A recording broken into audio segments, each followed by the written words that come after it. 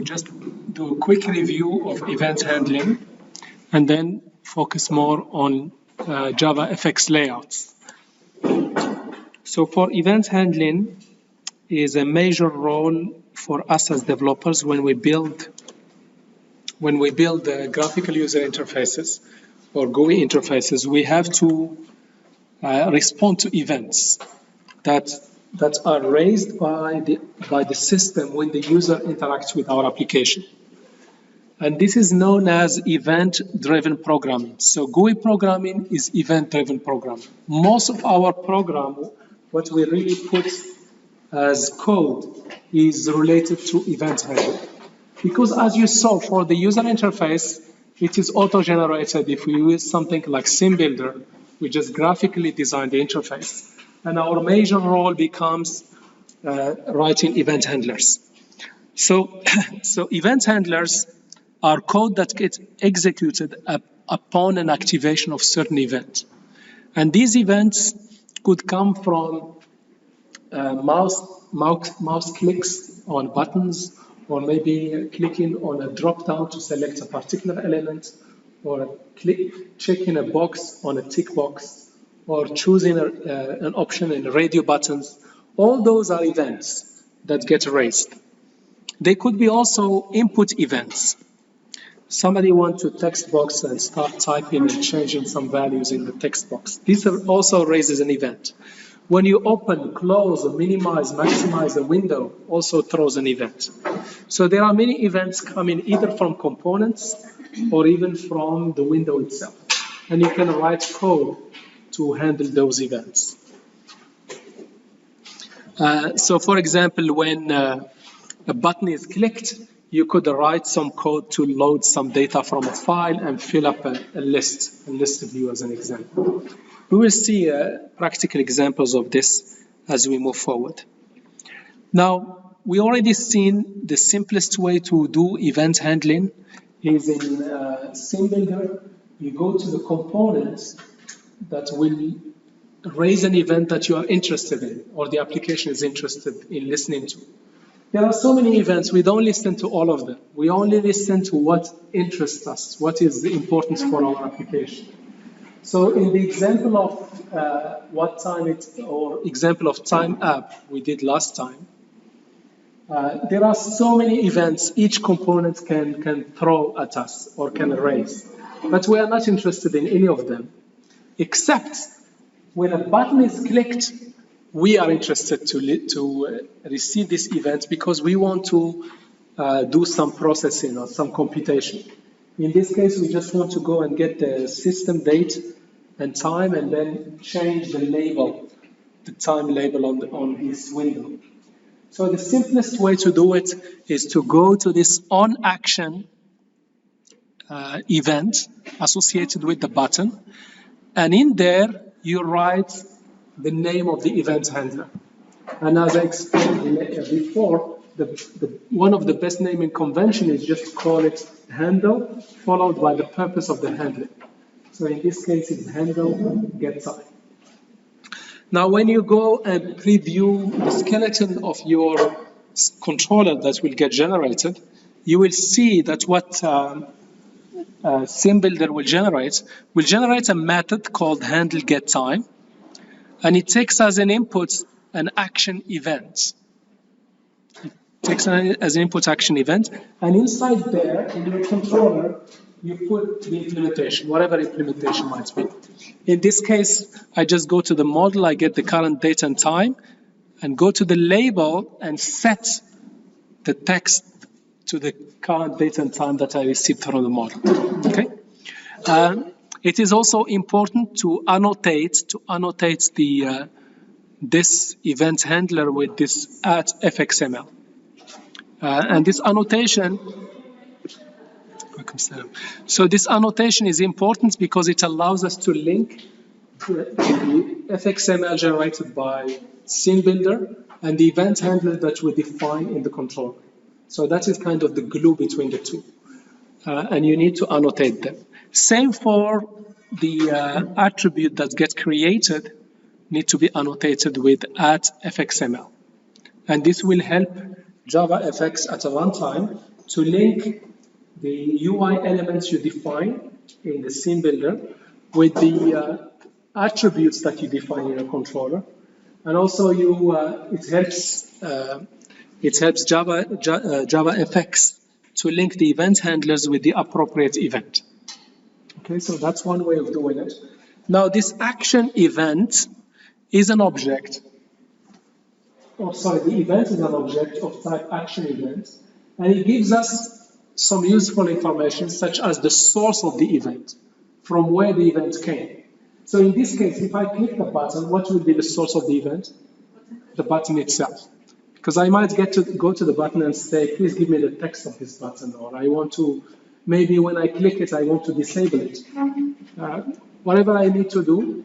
So what I want to say here is that the event can give you some information about the source of the event. It can also give you some information about the event itself. So later on, we might see some examples of how this could be useful. Can we call methods from a model? So can we have more than a model and then one controller? Yes, of course. In the model, you are in Java program. You can do whatever you wish to do. Okay. So in reality, yes. In reality, when there is a complex task, the controller will coordinate the execution of that complex task. So let me give you an example. If you take some example like Amazon or something, some kind of shopping application. So when you might have a button called checkout. Although checkout sounds simple, but behind it a lot of things will take place. So for example, we will create an order for that particular customer, and the order will have the order header and the order details. We might send a message to the warehouse for them to start preparing the packaging and sending. We might send a confirmation email to the user saying your order has been placed. So all of these could be multiple models doing this work. So yeah, in a realistic controller, more likely than not, can use multiple models. Okay, so this is the most practical way of using event handling. Just to summarize, on Scene Builder, you go to the control that will be raising the event that you want to listen to. You go to that event. In 95% of cases, the on-action event is more than enough. Most of the event handling will happen in the on-action event. There are other events, but most of it, you can see here, these top 5 are the most common events. All of them can be handled as an action event, as an on-action event. For example, when you click a button, it will raise on action event. If you change a text field, it will raise on action event. If you have a radio button and you select among these radio button options, it will also raise on action. Checkbox, same thing, and combo box, same thing. So that's why on action event is the most commonly used event that we listen to. Yeah? Especially in this course, we just limit ourselves most of the time to this event, which makes our life easier. There are other events, such as the mouse pressed. If you go and press the mouse for a certain period on a particular control, it will raise mouse pressed. When you release it, it will raise mouse released, mouse clicked, and so on. But these are more advanced, not very commonly used ones. Something for key press. When you press a key, it raises an event. When you release your finger from the key, it raises another event. But this becomes maybe for more advanced scenarios. It's not as common as this 5. The top 5 is more than enough. Let us just focus for now, because this is a big piece of technology. We want to do, if you have heard of this 20-80 rule, we want to learn 20% of this technology to do 80% of the use cases. That's what we did. We learned like the essential to do 80%. You can already create so many applications, very nice applications, just with what we have learned. Yeah. So this is just more for, I'm just listing those just for completeness, but most likely you will not use them, at least for this course. Now, if you are interested for some reason, if you want to programmatically listen to events, you can do so also. You go to the component that will raise an event, in this case a button, and say set on action, and then you give it a lambda. The lambda is, the parameter is an event, and in here you put an event handler. And the event handler is exactly the same as you saw up here. It's a method that takes an event object of type action event, and you do whatever you wish. In here, I'm just printing the actual event that I received. There is a shortcut. We've seen this already when we talked about streams and lambdas. So this one and this one are equivalent. Either way is the same way. But again, the approach we are taking in this course, we are not doing this programmatically. We're just using everything doing through scene builder. We just go to the component that we are interested in listening to. We go to the on action event, put the name of our handler, and that's it. And then in the controller, go ahead and implement that handler. We just want to keep it simple, at least at this stage. Is event handling clear? And most of the events in this course, 95 or 98% of them is on action event. It's more than enough. And you will see it's already covering more than 80% of the cases. Any question on event handling? Okay, moving on to layouts. So JavaFX comes with lots of components, UI components, such as buttons, combo boxes, lists, tables, and so on. Also, it comes with many layouts. So layouts allows us to arrange our user interface, allows us to place and position elements on the page or on the windows. So we already seen at least two of these layouts. One is the, if you recall, the VBox. So the VBox, it's a container, so you can take UI components and place them in this VBox. Now, when you place them, what the VBox does, it puts them one beneath the other vertically, yeah, one beneath the other. And the H box is very similar, very similar, but it arranged them horizontally, one next to each other. So let's start with this one, although I showed you this, if you remember, through code, but that was more for introduction. But in this course, we are more favoring using the scene builder. Okay, we are not creating the UI through code. We are creating the UI through scene builder. Okay, so let me show you some few examples I have. All right. So here are layouts, and here is my VBox. So I right click here and go to my scene builder. Okay. So in here I don't need any coding to demonstrate this. I can just use scene builder, and I can go to preview and show preview of a window. I don't need to write any code to preview the behavior of this layout. So you can see here, all I do, I have a VBox as the layout, which is the root element of my window. And I can look up for components, such as buttons, and drag them into the VBox. That's all I do, okay? And I can give them some label if I wish. This is, let's say, button 5. Yeah.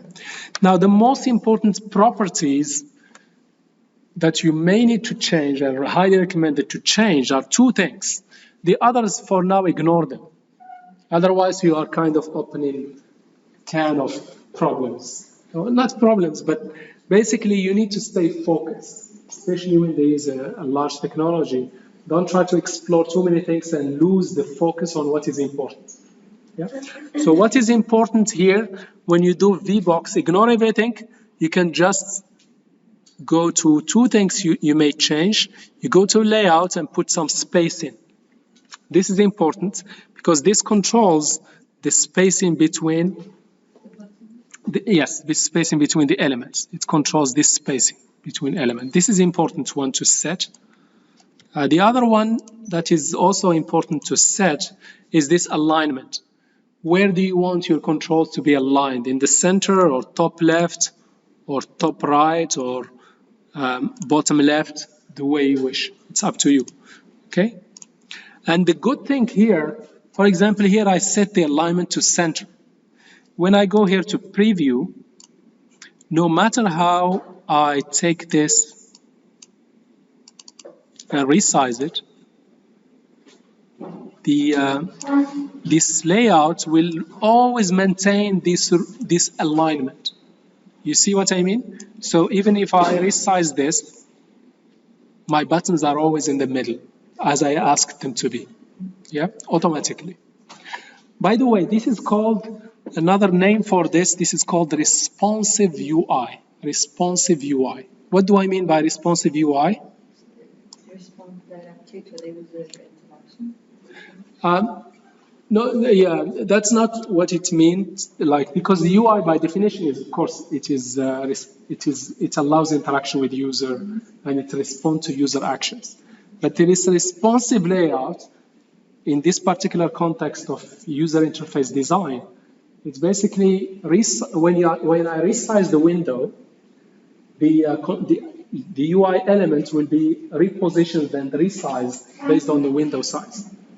Let me show you an example in real world. So if I go to a QU website, let me go to QU website. So QU website, recently they have updated to the responsive website. What I mean by responsive, it's also known as responsive design or responsive UI. You can see here how many kind of columns I have. 4 columns, because I have a large space to accommodate 4 columns. But imagine somebody looking at this in a smaller screen. The components or the elements of this user interface get rearranged and get resized when I resize the actual window automatically. This is called the responsive UI or responsive design. Yeah? Now, surprisingly, the biggest e-commerce on earth, it's not really responsive. Take a look at this. When I resize this, it's not responsive. Okay? I use the scroll bar to see the rest of the page. Okay? But if I go, for example, banner, Blackboard as an example. Sorry, not this one. Yeah, you see here, I have how many columns? 3. If I resize, I'll get 1. This is responsive. Okay. So we use layouts to help us achieve this responsive layout.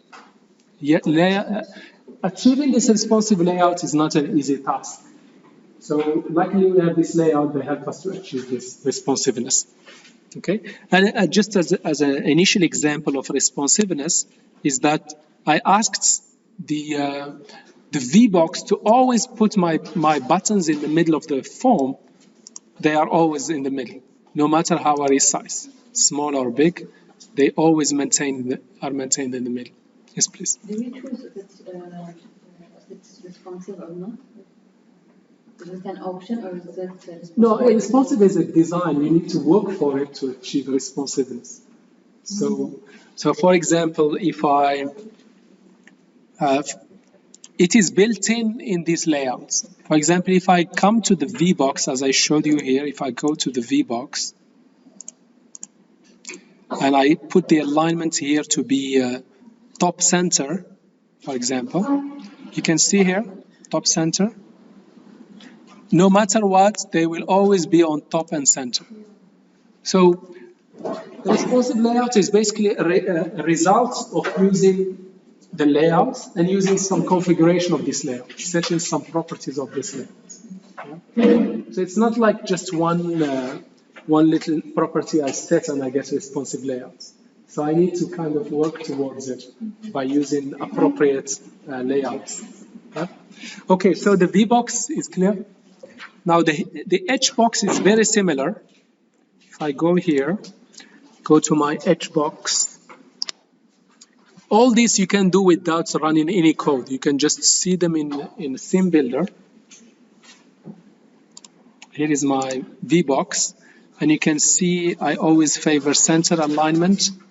And also I put some spaces in between. Those are the two properties I changed, the spacing and the alignment. And then I can preview here. I can do here preview.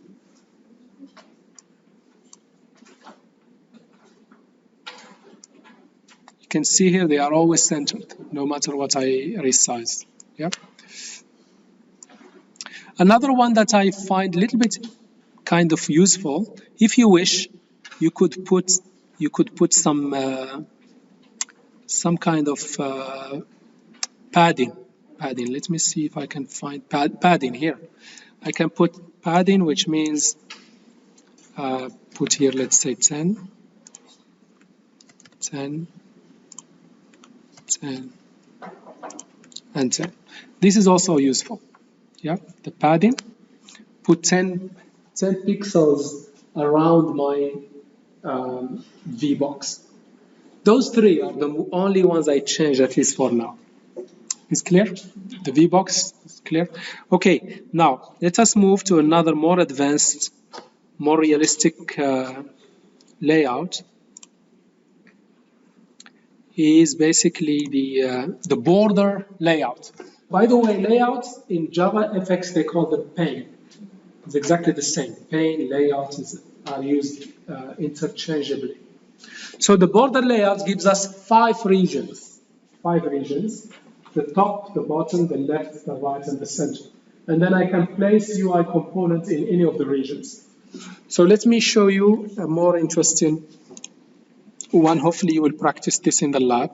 But this is a more realistic layout that you might find in a real application. So what I have here on top, at the root, I have a border pane. On top, I have placed a toolbar. On the left, I have placed a menu bar with buttons. And in the middle, I have a label that occupies the full space. And in the footer, in the bottom, I have a footer. So let me preview this. Here's the preview. And then basically you can see here, it's responsive. The middle is always resizing and stay in the middle as I asked it to be. Yeah. Okay. So let me quickly show you. So let me just, I will undo this, just delete this. So when you add a border pane, when you start like this. You have insert top, you have top, left, center, and right, and then basically you start dragging components in here. Label, for example, or menu, whatever you want to put. Let's say menu. Okay. Menu bar. You put it on top. Here is the menu bar. Okay. And you start putting things. So let me just undo. So basically you have 5 regions, you drag components and place them in any region you wish. Okay, so a couple of things I want to show you here. So on the top region in this particular example, I put a toolbar. Toolbar is another container. It's just a container in which I place my buttons. So I have a toolbar with lots of buttons.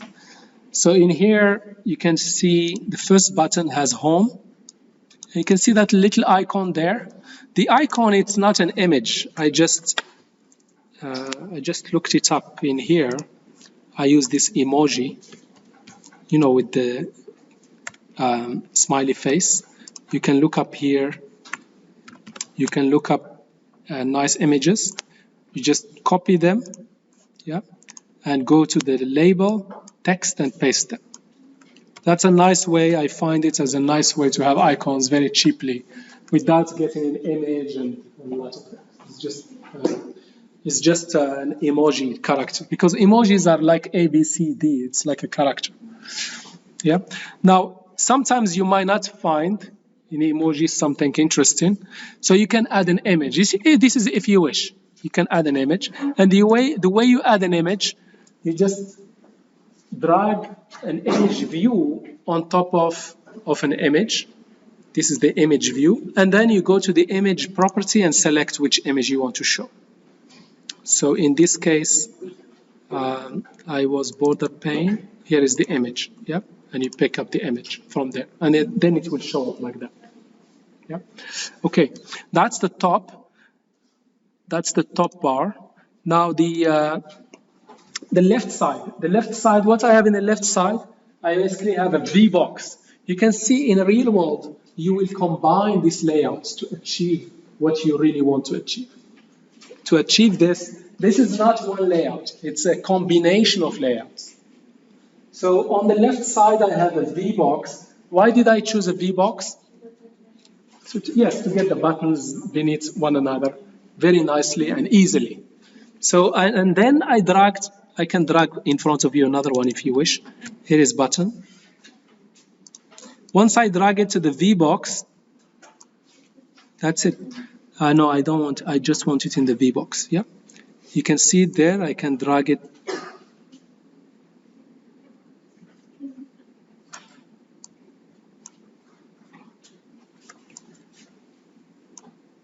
Yep, here is the my button, and I can call it whatever, paste, for example. Yep, that's it.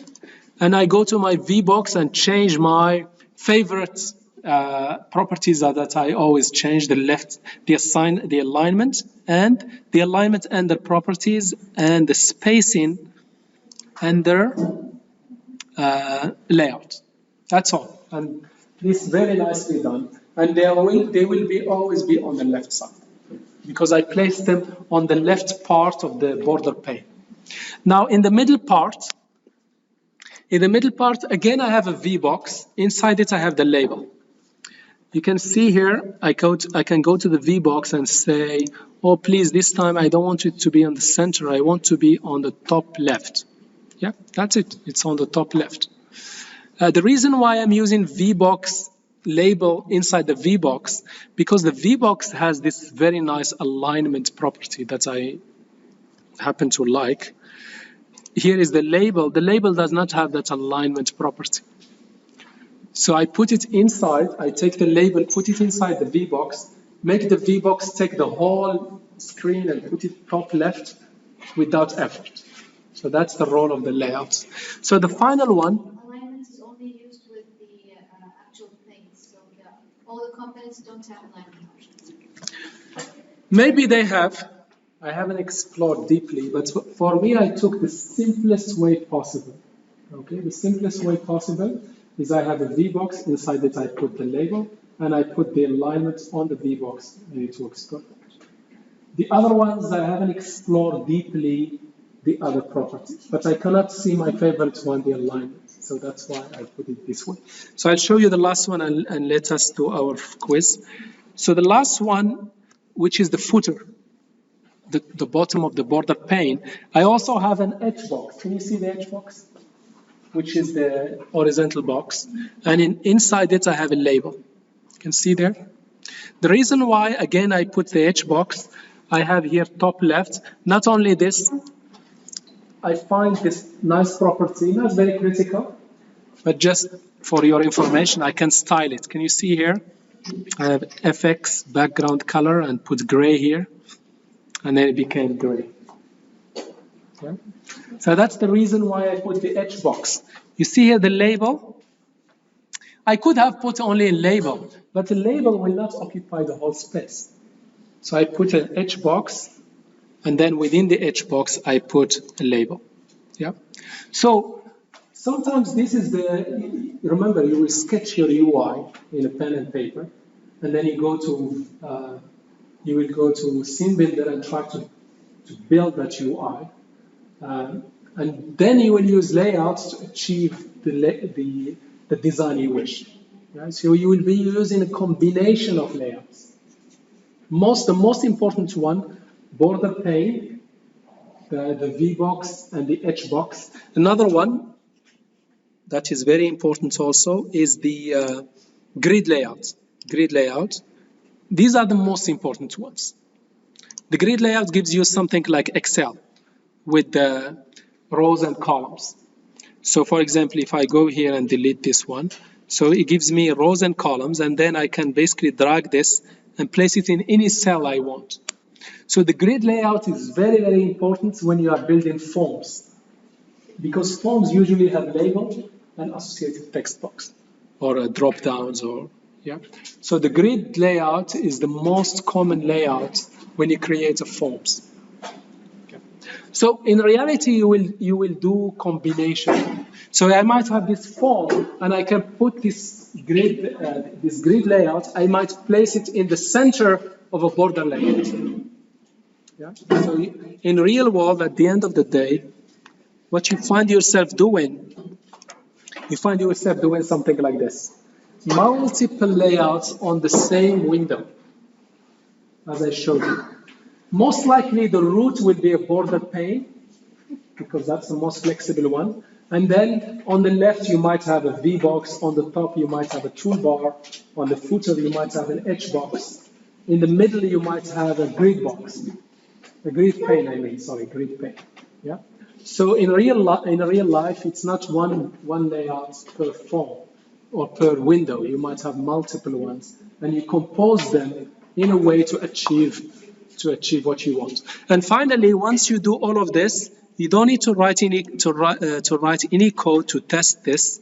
All you do, you go Window, Preview, and you preview it. Yeah, and you have the resizing, you have everything. Yeah. No coding whatsoever. And also the good thing here, if you go and change anything, it's immediately visible. So if I go to this button, which is the print button, and I'll put here 2 or 3, whatever. Yeah, you can see here, it's visible immediately.